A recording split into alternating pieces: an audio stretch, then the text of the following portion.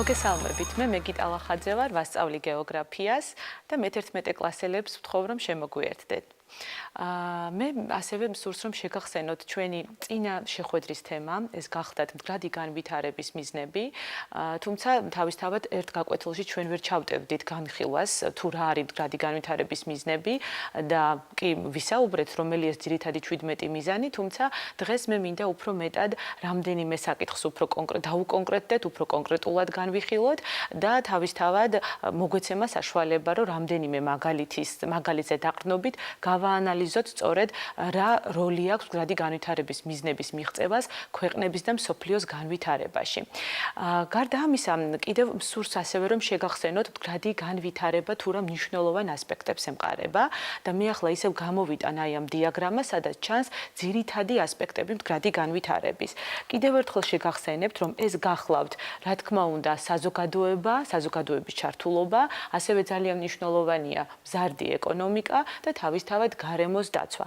აი სწორედ ეს სამი ასპექტი ქმნის მდგრად განვითარებას და ეს თანასაზოგადოება, ეს სისტემა რაც იქმნება, უზრუნველყოფს მომავალი რესურსების, მომავალი გარემოს ბუნების შენახვას და კონსერვაციას იმ ფორმით, რომ მომავალმა თაობებმა შეძლონ გამოიყენონ ის, რაცაც დღეს ჩვენ ვიყენებთ. ამავე დროს მინდა ასევე შეგახსენოთ ერთ-ერთი მნიშვნელოვანი კომისიის საქმე, როგორიც გახლავთ ბრუტლანდის კომისია. სწორედ ამ კომისიამ ერთი მნიშვნელოვანი რამ გამოავლინა, რაც ასევე წინა გაკვეთილზე ჩვენ განვიხილეთ, რომ მსოფლიოს უმეტესი მოსახლეობა და ზოგადად მსოფლიოში ერთ-ერთი ყველაზე დიდი პრობლემა ეს არის სიღატაკე და სწორედ სიღატაკე ახერხებს და აკეთებს იმ მიმართულებით იმ საქმიანობას, რასაც შემდგომში ჩვენ ვუწოდებთ გარემოს დეგრადირებას. და გამოიკვეთა ერთი მნიშვნელოვანი რამ, რომ სწორედ სიღატაკე გახლავთ ერთ-ერთი გამსაზღვრელი მნიშვნელოვანი მიმართულება, რომელიც ადამიანებში იწვევს ერთგვარ ესე დამოკიდებულებას, რომ მე მიმირჩევნია გამოვიყენო ის დღეს, რაც მაქვს და შესაბამისად გამოვიყენებ ამას დღეს და მომავლისათვის ის არ დარჩება ისეთი და არ მექნება ისეთი, როგორიც შესაძლოა რომ იყოს. ანუ ნაკლებს ვუტოვებთ მოკლედ მომავალ თაობას. ერთი სიტყვით შესაძლოა ასეც კი თქვა ამ საკითხთან დაკავშირებით. გარდა ამისა, როდესაც ვსაუბრობთ მდგრადი განვითარების მიზნებზე, უმნიშვნელოვანესია კიდევ ერთხელ გავიხსენოთ ის უნივერსალური 17 მიზანი, უნივერსალურს ვამბობ, რადგან ის თანაბრად ყველა ქვეყანას ეხება, გამონაკლისი აქ არ არის განვითარებული და განვითარებადი სამყაროს ქვეყნები და რაც მთავარია, ის აღიარებს ქვეყნის ეროვნულ თავისებურებებს, ეროვნულ პოლიტიკას, ეროვნულ თვითმყოფადობას და სწორედ მისი ძალიან ძლიერი მხარე გახლავთ ის, რომ ის ერგება ქვეყნის ეროვნულ სტრატეგიას, რომელსაც ქვეყანა მდგრადი განვითარების მიმართულებით შეიმუშავებს. მოდით იმისთვის, რომ კიდევ ერთხელ ვნახოთ ეს მიზნები, ჩვენ ვნახოთ ვიდეო და ვიდეო სწორედ დაგეხმარებათ, რომ გაანალიზოთ 17 მიზანი თუ რის შესახებ არის. იცოდი, რომ გაეროს გლობალური მიზნები მსოფლიოსა და ხალხის სამოქმედო გეგმაა, რის ირგვლივაც 193 ქვეყანა ერთიანდება. თუ 2030 წლისთვის ჩვენი ერთობლივი ძალისხმევით ეს მიზნები შესრულდება, დედამიწაზე ცხოვრება ყველასთვის უკეთესი გახდება. მაინც, რას გულისხმობს ეს მიზნები? იმას, რომ აღარ იყოს სიღარიბე არც ერთი ფორმით. არავის შეოდეს, ყველას ჰქონდეს უსაფრთხო, ნოყიერი და საკმარისი საკვები. თითოეული ჩვენგანისთვის იყოს ხელმისაწვდომი ჯანდაცვა, ჰქონდეს კეთილდღეობა და ჯანსაღი ცხოვრება. ყველას თანაბრად შეეძლოს ხარისხიანი განათლების მიღება. მივაღწიოთ გენდერულ თანასწორობას. ქალებსა და გოგონებს ჰქონდეთ ისეთივე შესაძლებლობები, როგორიც მამაკაცებსა და ბიჭებს. ამ მიზნების მიღწევით საზოგადოების თითოეული წევრი იქნება უფრო თანასწორი, დაცული და ბედნიერი. ასევე გაეროს გლობალური მიზნები გულისხმობს, რომ ყველას ვამდეს უსაფრთხო წყალს და იცავდეს სანიტარულ ნორმებს. შეგვეძლოს გამოვიყენოთ ადამიანებისა და გარემოსთვის უსაფრთხო ენერგია. ეკონომიკის ზრდა იყოს მდგრადი და სტაბილური. ყველას ჰქონდეს ღირსეული სამუშაო. გავაუმჯობესოთ ინფრასტრუქტურა და ხელი შევუწყოთ ინოვაციებს. შევამციროთ უთანასწორობა თითოეულ ქვეყანაში და ასევე ქვეყნებს შორის. ქალაქები და დასახლებები განვითარდეს ისე, რომ არ მოუტანოს ზიანი გარემოსა და ადამიანებს. შედეგად მივაღწევთ ადამიანების საყოველთაო კეთილდღეობას ისე, რომ ჩვენს გარემოზე ვიზრუნებთ. ამისათვის გაეროს გლობალური მიზნების მიხედვით, პროდუქტების მოხმარება და წარმოება უნდა იყოს მდგრადი და უსაფრთხო. კლიმატის ცვლილებისა და მისი ზეგავლენის შესამცირებლად უნდა გავატაროთ გადაუდებელი ზომები. ხელი შევუწყოთ ოკეანისა და ზღვის რესურსების მდგრად გამოყენებასა და დაცვას. აღვადგინოთ და დავიცვათ დედამიწის ეკოსისტემები. თითოეული ამ მიზნის მიღწევით ჩამოყალიბდება საზოგადოება, სადაც იქნება ძლიერი ინსტიტუციებით გამყარებული მშვიდობა და სამართლიანობა. მნიშვნელოვანია ყველას ჩართულობა და პარტნიორობა მდგრადი განვითარების მიზნების მისაღწევად. შენც ამ პროცესის ნაწილი ხარ. მოითხოვე ამ მიზნების განხორციელება. შეიტანე შენი წვლილი და გაუზიარე ინფორმაცია მეგობრებს.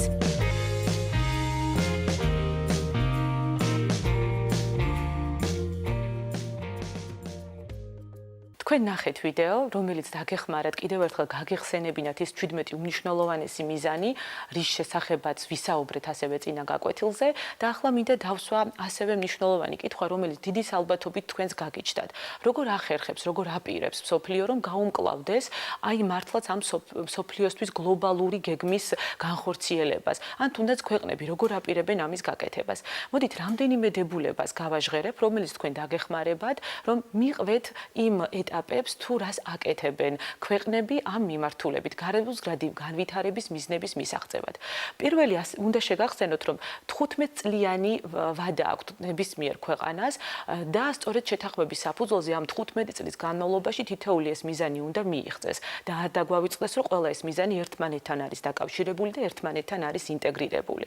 უმნიშვნელოვანესი ეტაპი, რა თქმა უნდა, გახლავთ შესაბამისი მიზნების მიღწევის პროცესში მონიტორინგი, გლობალური მონიტორინგი, რომელსაც ახორციელებს თვითონ რეგიონისა და ადგილობრივ დონეზე შემუშავებული ინდიკატორები, რომელიც აუცილებლად გლობალურ ინდიკატორებს, რა თქმა უნდა, ეხმიანება. არანაკლებ მნიშვნელოვანია თითქონ ადგილობრივი, კონკრეტული, რეგიონალური და ქვეყნის დონეზე შემუშავებული გეგმები და პროგრამები, რომლებმაც სწორედ უნდა უზრუნველყონ ამ გეგმების მიღწევა და რაც მთავარია, აქ არ დაგვავიწყდეს ეროვნული სტრატეგია, გარემოსგრადი განვითარების ეროვნული სტრატეგია, რომელსაც თვითონ ქვეყანა შეიმუშავებს, ირჩევს პრიორიტეტულ სფეროებს და ამ პრიორიტეტულ სფეროებში შემსვლელი მიზნებით ახერხებს ყველა სხვა დანარჩენი მიზნების მიღწევას. აქვე ასევე მნიშვნელოვანი იქნება დაისვას კითხვა, ვინ არის პირები, ორგანოები, ვინც უშუალოდ ახორციელებენ ეროვნულ დონეზე აი ამ გეგმის მიზნების მიღწევას.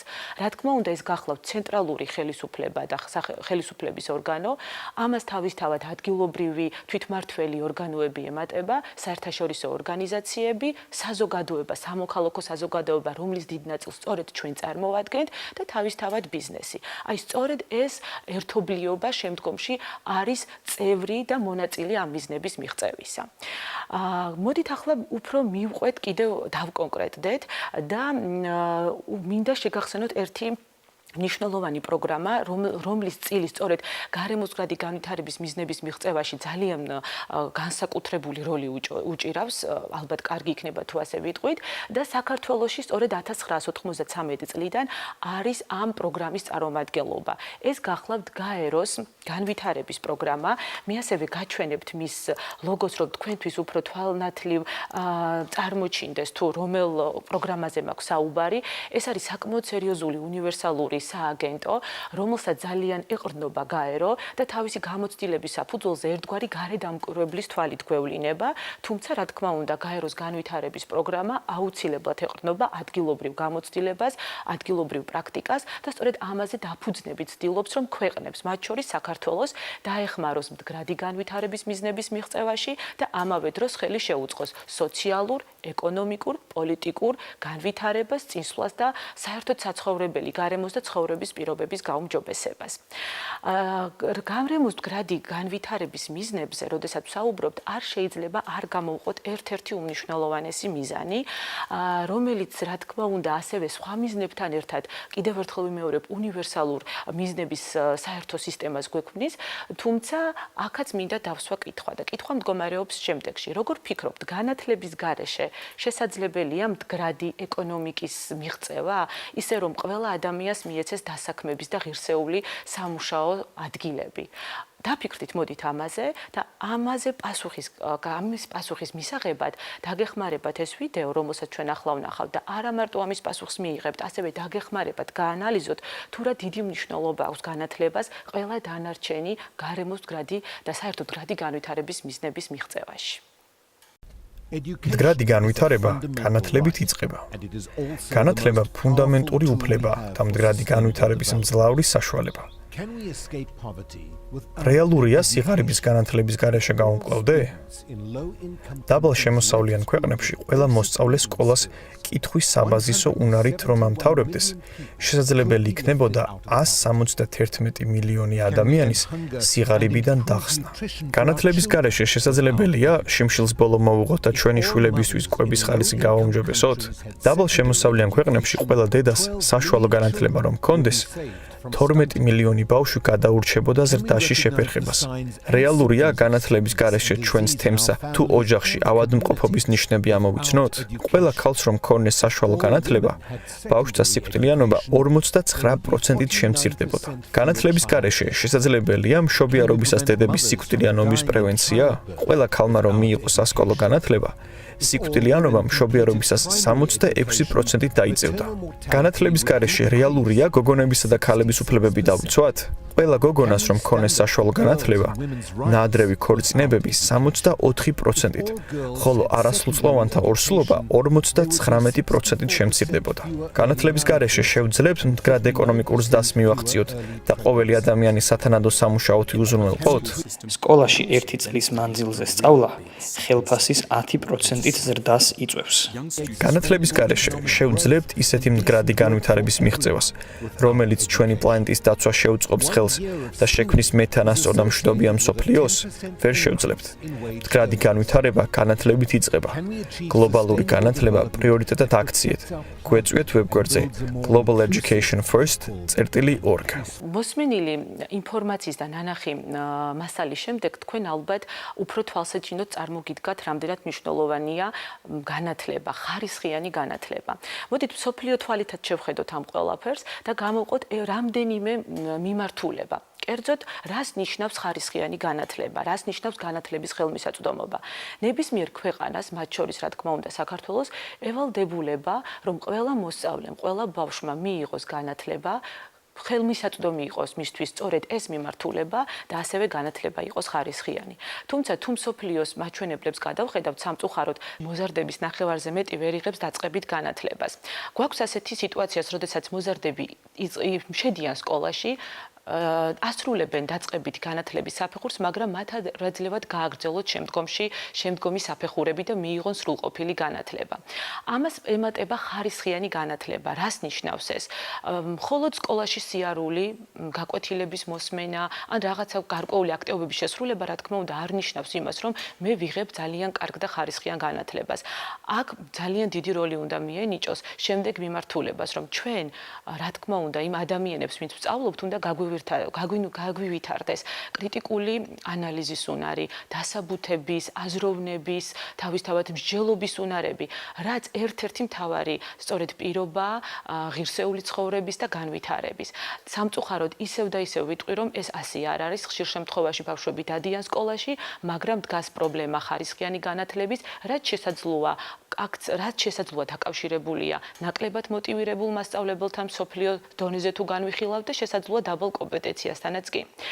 და რა თქმა უნდა, მინდა გამოვყო მესამე უმნიშვნელოვანესი ასპექტი, რაც ისევ და ისევ თანამედროვე რეალობას უნდა დაუბრუნდეთ, რომ 2020 წელი სერიოზული გამოწვევა იყო განათლებისთვის და სწორედ აქ ამ საყოველთაო პანდემიამ ძალიან სწრაფად უპრეცედენტოდ შეწყვიტა სასწავლო პროცესი არა მარტო ჩვენთან მთელ მსოფლიოში და მთლიანი მსოფლიო გადაერთო იმ მიმართულებით, რა გაეკეთებინათ, რომ ძალიან სწრაფად ყველა მოსწავლისთვის ისევ განათლება ყოფილიყო ხელმისაწვდომი.